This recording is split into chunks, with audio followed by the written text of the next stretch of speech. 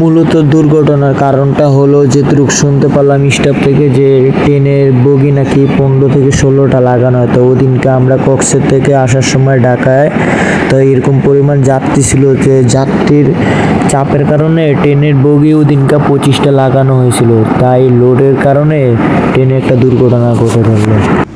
যে যেখান থেকে দেখতেছেন ভিডিওটা বেশি বেশি করে শেয়ার করে দিবেন, আর আমার চ্যানেলে নতুন হয়ে থাকলে চ্যানেলটি সাবস্ক্রাইব করে লাইক করে দিবেন। চলে গেছে আমাদের ট্রেনে।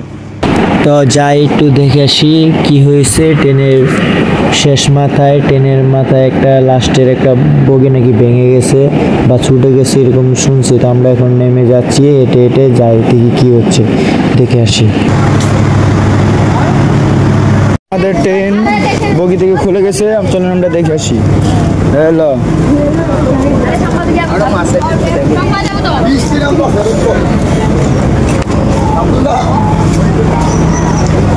এই চট্টগ্রামে এসে আমাদের পিছনে লাস্টের বগি একটা খুলে গেছে।